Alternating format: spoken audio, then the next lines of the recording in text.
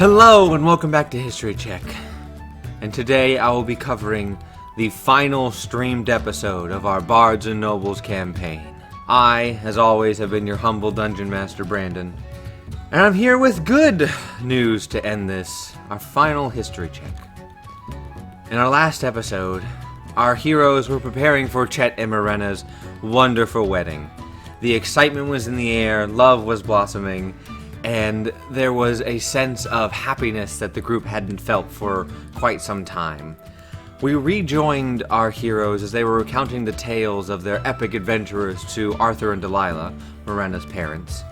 And during this recounting, there were many laughs, many details that could have been left out of the story, put in, and all around it was a good time, until clockwork was mentioned, and during this, Arthur had become inebriated, but cured himself of his inebriation just to hear about this clockwork and what it was and how they fought it.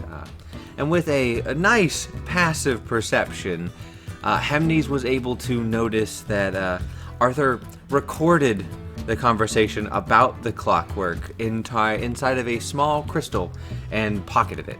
The group, after Arthur and Delilah went to bed, discussed this a little bit, but didn't have any intention to really confront Arthur as a whole, and instead would have Morena go and have a one-on-one father-daughter discussion about it, which was going to be coming in the later days. Now, leading up to the wedding was a whole lot of preparing. People were arriving to the house like Kikyo and a surprise guest of Baba, the tale teller, the turtle, who could not and would never miss a wedding from one of these Stormbreakers. And so the house began to be filled with even more life and even more happiness as people arrived to help set up and clean and set up the decorations and prepare everything they need, and the bachelor and bachelorette parties that happened. Sorn, during this time, went out and kept his promise that he made so long ago to Kikyo, and that the next time that he saw her, he was going to have flowers. Albeit he gave them to her in a very Sorn-like manner, closing the door on her face, running to grab the flowers, coming back, and then reopening the door. Touched my heart. Marshall also arrived in disguise as an old lady, which the group absolutely loved, the fact that he was an old woman, and he resigned himself to stay in his room as long as possible. Now, also during this, like I said, Morena was going to approach Arthur and try and get to the bottom of what was happening with the recording audio about the Clockwork Hearts, and upon this, she cast Detect Thoughts, and he failed the save.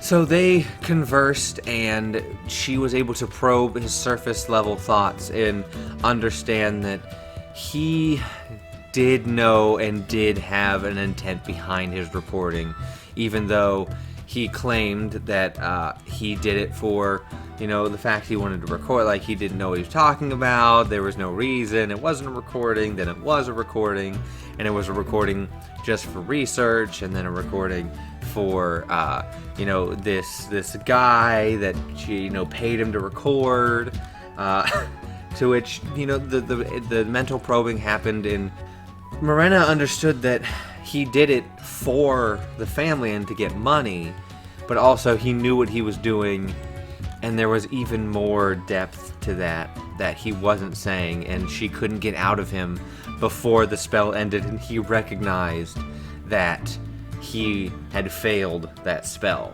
There wasn't any sort of combat or heavy tension. There was just very big apologies from Arthur and a little bit of distrust from Morena from this interaction, but they gained some knowledge and insight about who could it have been that asked Arthur to record these conversations about the clockwork parts and hearts and various things. Along the same lines of talking to Arthur, the day of the wedding came. Everyone was there. Tepesh, of course. There was Devin, and then Wesley and Zulto.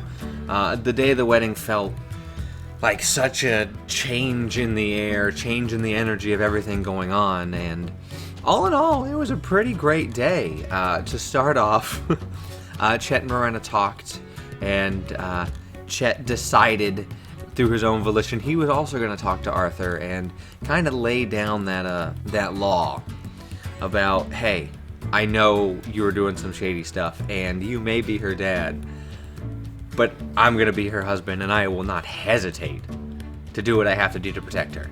Which Arthur got defensive but also intimidated and respects Chet for that, but there's even more of a tension than there was before. Chet also got a wonderful wedding gift from Zulto and Wesley of Wesley's Wonder Emporium. Was given a special tattoo. It was a tattoo that's a warding protection that Chet can use to take damage from Morena, and in the worst case scenario, sacrifice his own life to give Morena life, which is a great way to, keep that nice sentiment of love and how undying they are for each other after all of this. And then the ceremony came to happen, and the vows were exchanged. It was simply beautiful. Both of the players wrote their own vows, and I highly, highly recommend that you go and you watch that part of the stream. I mean, watch the whole thing, but specifically watch that. It's very heartfelt. If I didn't have to, maintain my stoicness, I probably would have cried. And after the ceremony was the revelry and partying of the wedding reception. And during that, there were many different conversations had. People, were thanked and welcomed, and there was a lot of heartfelt moments. Even a heartfelt moment between Chet and Marshall, which was beautiful to see and beautiful to have happen. But still, there was that little bit of like, oh, I swear to I don't like you that much, but I'm gonna let it slide today. And it all came to end with the 4 Stormbreakers sitting outside by a bonfire as everyone else had gone to bed. The original Stormbreaker crew sitting together, enjoying company together, having a drink, realizing that this is the first time that these 4 individuals had sat underneath the stars in and around a fire. And it was a very humbling and very poetic moment to have them all share that space together and end their on-stream journey there. I loved the way that ended. And so I look forward to see what adventures we come up with next and the more history checks that'll be coming out. But for now, and for all intents and purposes, the Stormbreakers have a pretty happily ever after moment. They have some things to take care of, like a potential demon threat in the stronghold, and to go and retrieve an artifact. But things are beginning to look up for the Stormbreakers, and this was probably the best way we could have ended it with them. And so, with all that being said, your history has been checked. Until next time.